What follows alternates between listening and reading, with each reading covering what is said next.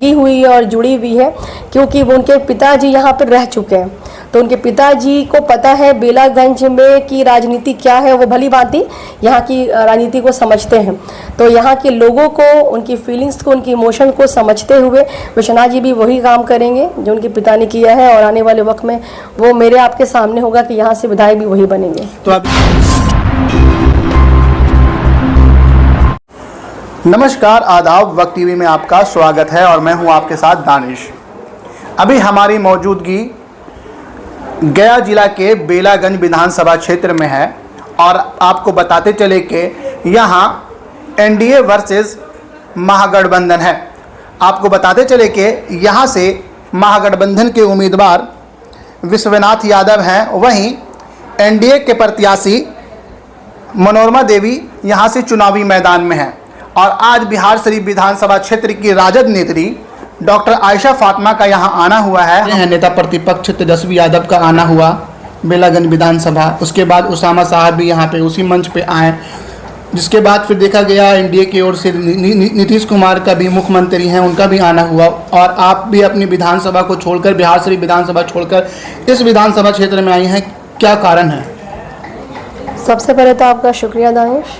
और हाँ, ये बात सही है कि हम लोग आज सभी लोग, मेरे पार्टी के जो लीडर हैं माननीय तेजस्वी यादव जी, वो जो है समर्थन में सपोर्ट करने हम लोग यहाँ पे आए हैं। जैसे कि यहाँ से जो पूर्व विधायक सुरेंद्र यादव जी रहे हैं, उनके कार्यकाल में बहुत सारे यहाँ पे काम हुए हैं। बेला के लोगों ने उनका काम देखा है, उनको सराहा है, उनको प्यार दिया है।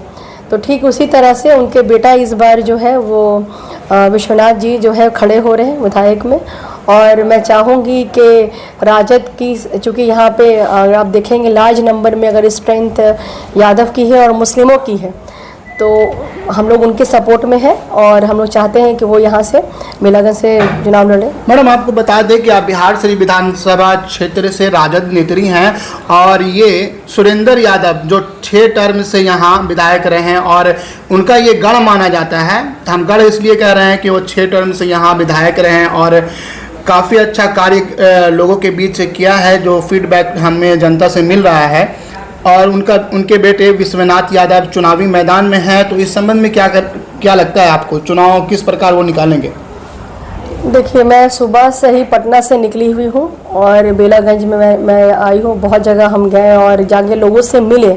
लोगों से जब मैंने बात की, उनकी ओपिनियन, उनकी व्यू लिया, तो उनका यही है कि वो, उनकी खुद की भी डिज़ायर है और वो ये मानते हैं कि डिज़र्विंग कैंडिडेट जो है वो विश्वनाथ जी हैं, क्योंकि उनके फादर ने एक अच्छा छाप यहाँ पे छोड़ा है और उनकी छवि एक बनी हुई है। और उसी पिता की ही छवि को बरकरार रखते हुए विश्वनाथ जी भी जो है बेला के लोगों में, बेला के लोगों के दिलों में अपनी जगह बनाएंगे। और डेफिनेटली आने वाले समय में हम लोग को यहाँ नहीं भी आने की ज़रूरत पड़ेगी तो भी वो ही यहाँ से निकलेंगे, क्योंकि उनके एक फादर ने एक फ्रेम तैयार कर दिया, उनके लिए एक गाइडलाइन बना दिया है, जिस वजह से लोग पसंद करते हैं।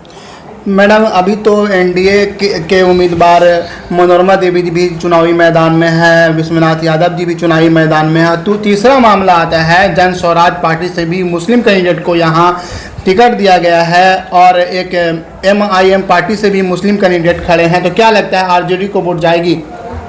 देखिए, कंपटीशन तो होना चाहिए, और कंपटीशन जब होता है, जब अच्छे लोगों में और उस तरह के लोगों में जब टक्कर होती, तभी पता चलता है लोग आपको कितना पसंद करते हैं और लोगों की क्या ओपिनियन है और क्या उनकी जो है वो स्ट्रैटेजी है कि वो किस हिसाब से वोट डालेंगे।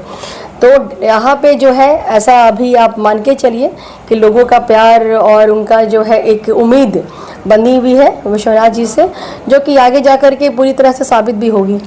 आज आपने बेलागंज विधानसभा के कई इलाकों का, मुस्लिम इलाकों का आपने दौरा किया है, क्या कुछ फीडबैक मिला है जनता से आपको? देखिए, पब्लिक क्या चाहती है, पब्लिक उनका काम चाहिए।